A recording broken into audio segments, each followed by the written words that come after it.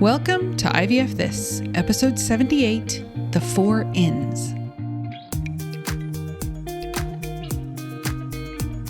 Welcome to IVF This. I'm your host, Emily Ginn. After 10 years of primary and secondary infertility due to both male and female factor infertility, I am now the mother to 3 beautiful miracles. I am married to my favorite person in the world. I'm a social worker, a life coach, and an IVF warrior.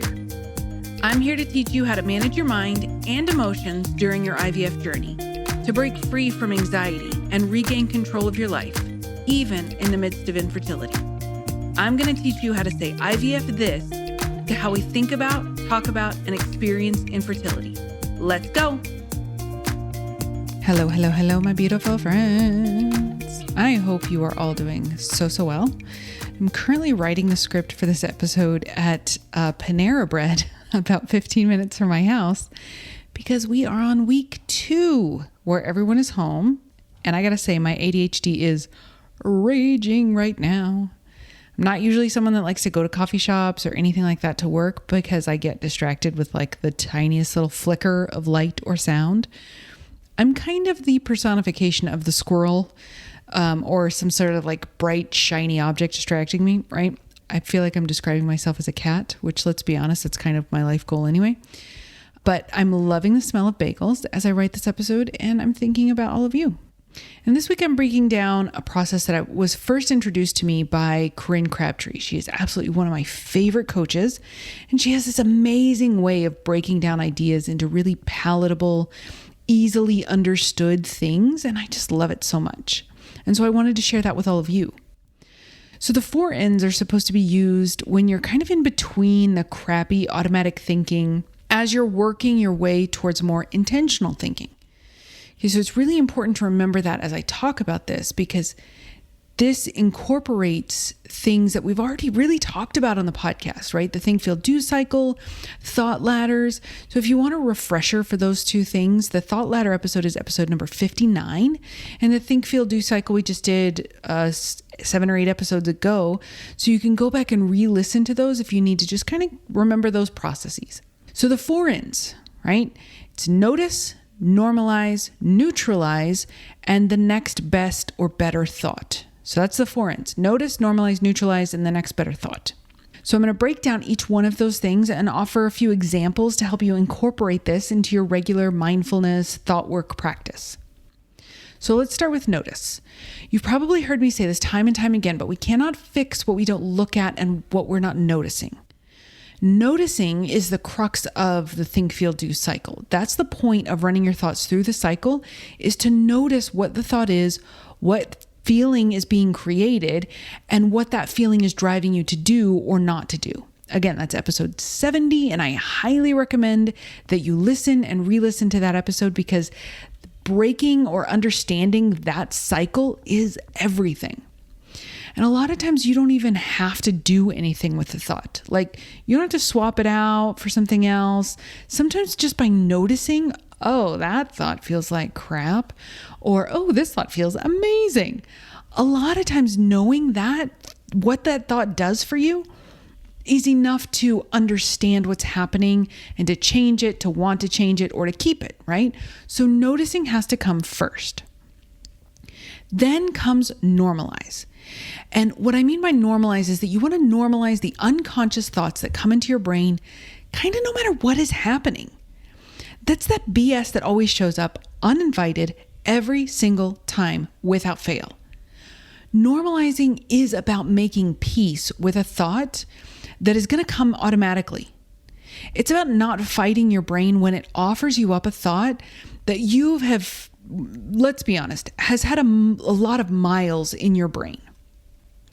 So the first thing that happens is an automatic thought comes in, something that you have thought many times over, ones that likely existed before infertility, and maybe a few newer ones that you've picked up along the way that are like new takes on old thoughts because you're experiencing infertility, right? Things like, I'm a failure, I'm not good enough, I'm not worthy, I'll never have my family, this is taking too long, I shouldn't have to do this should be easier, right? Things like that, those are automatic thoughts. The normalizing is where we make peace that our brain is going to offer that crap up to us. You're not trying to change it or to do anything with it. You're just not really surprised that it showed up. The layer that you have to remove if you are ever going to believe something different, something better about yourself, about your life, is that you have to be willing to have those thoughts, because they're going to come to you no matter how you're living your life. You're going to have them anyway. Seriously, I know that's not the news that you wanted, but no matter how much thought work you do, your brain is going to offer up those same tired ass thoughts. Not because they're true, but because it's a habit. I'm going to be honest, I've spent a long time doing this stuff, studying this stuff, applying this stuff regularly, personally, as well as with my clients. And you can bet your sweet self that my brain regularly offers me thoughts like, you're a piece of crap, you're a failure, you're a bad mom, a bad wife, a bad whatever. Like, I haven't gotten rid of any of them. I just don't really fight them when they come anymore. Again, this isn't a character defect or that you're not doing thought work correctly or some other crap that you're going to come up with. No matter how much you believe in yourself or how much work you have done on your thinking, these thoughts will always come. Sometimes they change. Like, before you were on this journey, you might have thought, I'm not good enough. Well, throughout your life, right? Sometimes they change, like they alter. Like, before you were on this journey, you might have had the thought of, I'm not good enough. Well, throughout your life, that thought has probably morphed from, I'm not good enough in school or sports or for this boyfriend or girlfriend or something, to I'm not good enough in college or at this job or dating. And now it's I'm not good enough to have a baby or to have another baby. It's totally normal to have old thinking come back when you feel like a completely different person. Even if you feel like you have completely reinvented yourself. You know, I am someone that puts a lot of pressure on myself to succeed, which is kind of funny because it's an incredibly subjective thing. It doesn't really mean anything, but that aside, as an adult, I have always had this running narrative of you're not going to succeed or something in that vein, right? Work, relationships, getting pregnant, staying pregnant, having the family I want. When I was doing hospital social work and administration, my coaching business, man, that thought is like a Swiss Army knife. It is good for all occasions. So it is normal. Again, we're normalizing. It is normal for me to have that thought, regardless of the situation or circumstance. I have had that particular brand of thought hanging out with me for the vast majority of my life. So it's normal that it comes back around. And I'm guessing that's the same for any one of those thoughts for you. So when you're first starting out with this work and you're noticing your thoughts and you're working on changing them or being more intentional with your thoughts, it's normal for you to still have some busted thoughts. You are not going to present me with a thought that I haven't heard or thought of myself. I promise you. Your thinking is not as serious as you make it out to be, as any of us make it out to be, okay? So let's normalize. So next is we neutralize. And the big difference between normalizing and neutralizing is that you're kind of taking the drama out of your thoughts. Adverbs, adjectives, black and white thinking, all comers are no longer invited to the story. You are trying to make the thought as factual as possible instead of the riveting drama that is playing out in your brain. It's like you're taking your thoughts from a Stephen King novel that's in your brain and you're kind of taking them back to those early 2000 Facebook status updates like, Emily is eating a burger with friends. Boring. Just facts. You're just removing the inflammatory language from your thinking. Now, for a lot of you, some of you, many of you, all of you, I don't know, there are going to be some thoughts that are so emotionally charged and that you believe them so much that neutralizing the thought might not get you or get that thought to be completely neutral. But it might not be as bad as it was before you neutralized it, right? It might not feel as bad as before you neutralized it. It'll be like the diet version of that thought. So what you do is you just keep neutralizing it so that it really takes the air out of the balloon. There'll be much less emotion behind it as you go through it time and time again. And this allows your brain some space to open up to newer thinking or for more intentional thinking. It's kind of like loosening the ketchup bottle approach to thought work. When your brain has space, when it's not got a death grip on all of these thoughts, then your brain can be kind of creative on its own and figure out the answers to the things that you question, right? So once you give it space, I guarantee you amazing things are going to come up. It's interesting because a lot of people don't do coaching or they don't really get into thought work because they think it's going to be a lot of work. Even something like journaling. We think we have to be really creative or we have to have the perfect counter to a thought or something like that. Or you get frustrated because the old automatic thought keeps coming back, which is normal. And you're not able to believe any aspirational thoughts. That's okay. Remember I mentioned the thought ladder episode 59, on how you can get an aspirational thought? Right, so the 4 Ns is like the bridge between the think, feel, do cycle and more aspirational thoughts that we have in the thought ladder. So it's this ability to see the difference in what happens when I think this automatic thought and then I get this feeling and I do this thing versus, hey, when I think this intentional thought, I get to feel this way. And when I feel this way, I show up completely differently. It helps you to see the contrast between listening to yourself, which is automatic thinking, and talking to yourself, which is more intentional thinking. It's about getting out of the trap of thinking that something negative is useful. How many of you guys think that you have to bully yourselves for motivation or something like that? That's this intrinsic, inherent, cultural, socialized belief that we have around something negative being useful. That's what I'm talking about. So normalizing and neutralizing are really important steps in getting to more intentional thinking. It's going from I hate my body to I have a body. That's neutral. You'll still have both thoughts, but your brain doesn't really resist facts like I have a body like it would I love my body, right? Love is still another descriptor. And if your brain isn't ready to accept that, it's going to reject it outright. So I have a body, very factual, pretty boring, neutral. So that's what we want to do. So then the last N is the next best or better thought. So let me give you a few of these as examples in action. So let's take the situation of a birth or pregnancy announcement. First, we notice the thought. It's so easy for everyone else to get or stay pregnant but me. How many of you had this thought in a single hour? If I had a nickel for every time I thought that or heard that or read that, I would be writing this episode while in an over-the-water bungalow in Tahiti rather than my neighborhood Panera Bread.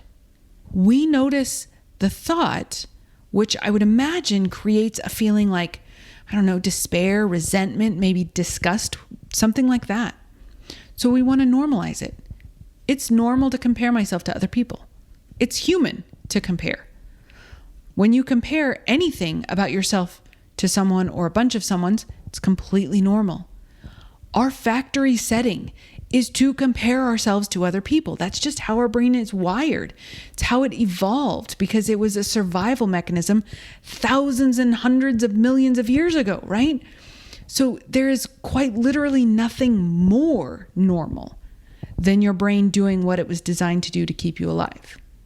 It is human to compare, so it doesn't mean that there's something wrong with you. Then we neutralize.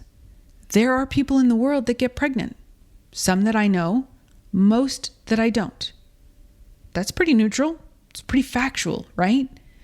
You're not sizing yourself up against another person. You're not making broad sweeping assumptions about someone else's journey. You're taking the injustice out of the thought. So the next best or better thought might be, I am willing to take care of myself, to treat myself kindly whenever I hear a pregnancy or birth announcement. I'm willing to feel sad or angry and not make that mean anything terrible about myself. I'm willing to accept that I can feel happy for that person or couple and sad for my situation, because both can be true at the same time. Again, notice that I'm not talking about rainbows and butterflies shooting out of your ass. I am talking about acceptance and compassion. Compassion, compassion, compassion.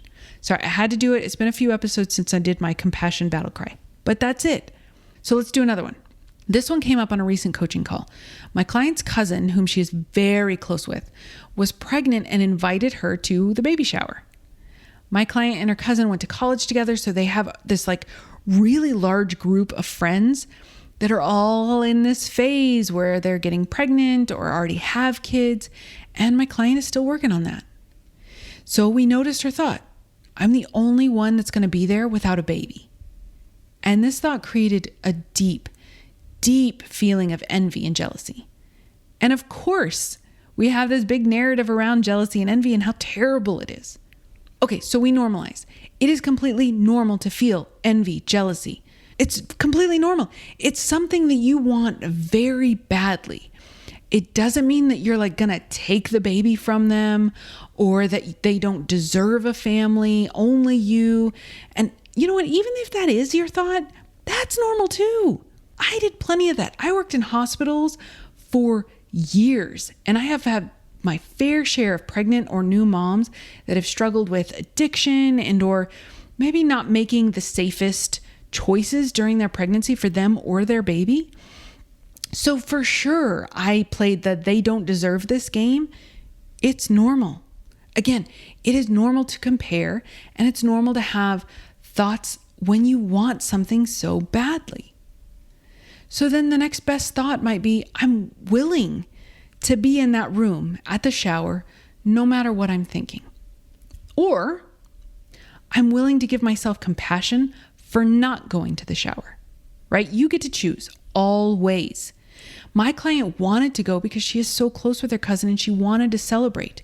So we worked on being willing to sit there, have those thoughts and feelings come up, and most of all, being kind to herself before, during, and after that shower, right? So if you're going to show up, you might as well, number one, give yourself credit for showing up. And two, treat yourself as gently as possible, knowing that this will be a very tender time for you. The next best thought, if you maybe decide not to go, could be, I'm willing to be uncomfortable that someone might be disappointed in order to best take care of myself. So many of us are willing to either put the fear of disappointing someone at the expense of our own feelings or decide not to go and then treat ourselves like crap for it. Let me tell you, you don't have to do either. We have options. All right, let's do another one. Here's a fan favorite. It is taking too long. Whoo, that reeks of impatience. I think I do this just like driving to the store or standing in line. When I was working towards promotions, starting my business, I do this a lot. I think this thought a lot. And I damn sure know that I thought it throughout my entire 10-year family journey. We use this thought all the time in our lives. And it always feels terrible. Like I just picture feet stomping whenever I think it. So let's normalize it. I sometimes think about the time instead of being present with myself, my situation, or the people in my life. It is normal for your brain to think those things and to think things are taking too long when it is something you want. Let's be honest, it's a pretty useless thought, but it's a normal thought nonetheless. So neutralizing would be like, too long is a thought, like going back to the thought and understanding that that's not a fact. Too long is subjective. 8 billion people in the world, and everyone has a different definition of what would be considered too long. There is no universal measure of it. If it cannot be quantified, then it's not a fact. So then the next best thought might be, I control today, not the past or the future. I always have control over what I think, how I feel, and what I do. Let's do one more. Nobody understands, or another variation might be nobody supports me. That thought probably creates a lot of feelings of isolation, loneliness, or maybe even detachment. Let's normalize it. It's normal for my brain to think that while I'm learning to understand how to support myself. Completely normal.